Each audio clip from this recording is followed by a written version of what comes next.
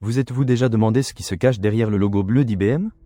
Ce n'est pas seulement une marque, c'est une histoire d'ambition, d'innovation et une rumeur apocalyptique qui a résonné au cœur de la guerre froide. Remontons au 19e siècle. Hermann Ohlrich, un jeune inventeur, lassé de la lenteur du recensement américain, a créé une machine tabulatrice révolutionnaire. C'était en 1890 et l'ère de l'information, sans le savoir, était sur le point de commencer. Cette machine, capable de traiter des données à une vitesse inédite, a servi de base à la Tabulating Machine Company. Mais le véritable tournant est arrivé en 1911, lorsque le financier Charles Flint a orchestré une méga-fusion, unissant la Tabulating Machine Company à d'autres entreprises. Ainsi est née la Computing Tabulating Recording Company, ou CTR. CTR était un monstre corporatif, certes, mais il lui manquait une direction. Jusqu'à ce que Thomas J. Watson Sr. prenne les commandes en 1914. Watson était un vendeur implacable, un visionnaire avec une ambition démesurée. Il a vu le potentiel de CTR pour quelque chose de bien plus grand. Watson, un homme de poigne et de conviction ferme, a rebaptisé l'entreprise internationale Business Machine, ou IBM, en 1924. Un nom qui sonnait l'avenir, l'expansion, la domination mondiale. Et ils ont réussi. Les premières années n'ont pas été faciles. La Grande Dépression a menacé de couler IBM, mais Watson, avec son instinct de survie, a misé gros. Il a investi dans la recherche et le développement, créant des machines de plus en plus puissantes et polyvalentes. La Seconde Guerre mondiale a été un tournant. IBM s'est consacré à la production d'équipements pour l'armée américaine. Ces machines ont aidé à déchiffrer les codes ennemis, à calculer les trajectoires balistiques, à coordonner les opérations logistiques. IBM est devenu un rouage essentiel de la machine de guerre alliée. Après la guerre, IBM s'est imposé comme leader sur le marché des machines comptables et de traitement des données.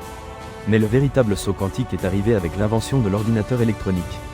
Dans les années 1950, IBM a lancé l'IBM 701, son premier ordinateur commercial. C'était une bête énorme, remplie de tubes à vide et de câbles, mais elle était capable d'effectuer des calculs complexes à une vitesse stupéfiante. Le monde ne serait plus jamais le même. Les années 1960 ont été celles du système 360, une famille d'ordinateurs qui a révolutionné l'industrie. C'était une architecture modulaire, adaptable aux besoins de chaque client. Le système 360 est devenu le standard de l'industrie, catapultant IBM au sommet du monde technologique. IBM ne vendait pas seulement des machines, il vendait des solutions. Ces ordinateurs aidaient les entreprises à gérer leurs finances, à contrôler leur inventaire, à prendre des décisions stratégiques. IBM est devenu un partenaire indispensable au succès entrepreneurial. Mais tout n'a pas été un chemin de rose. Dans les années 1970, IBM a fait face à une rude concurrence d'entreprises comme Digital Equipment Corporation et Hewlett-Packard. Ces entreprises offraient des mini-ordinateurs plus petits, moins chers et plus faciles à utiliser. IBM a répondu avec l'IBM PC en 1981. Un ordinateur personnel qui, ironiquement, a ouvert les portes à la concurrence.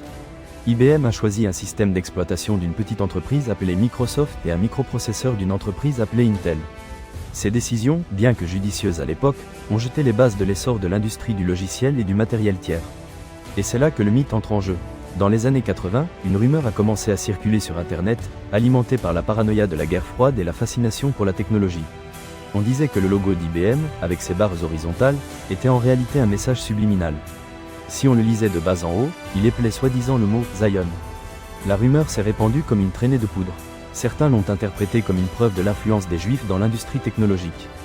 D'autres l'ont vu comme un signe de la fin du monde imminente.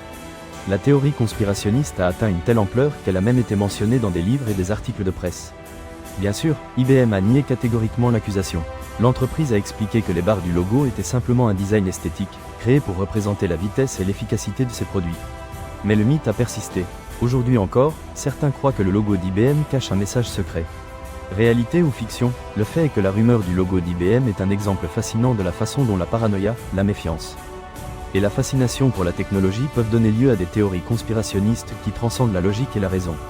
Aujourd'hui, IBM est une entreprise très différente de ce qu'elle était à ses débuts. Elle a vendu sa division d'ordinateurs personnels à Lenovo, s'est concentrée sur les services de conseil, les logiciels et l'informatique en nuage. IBM a su se réinventer, s'adapter aux changements du marché et rester pertinente dans un monde de plus en plus compétitif. Des machines tabulatrices de Ohlrich à l'intelligence artificielle de Watson, IBM a été un moteur d'innovation constant. Une entreprise qui a transformé la façon dont nous vivons, travaillons et communiquons. Parce que parfois, derrière un simple logo bleu, il y a toute une histoire d'ambition, d'innovation et un mythe apocalyptique que peu connaissent. Si ce voyage à travers l'histoire d'IBM vous a plu, n'oubliez pas de vous abonner et de partager cette vidéo. À bientôt dans le prochain mythe.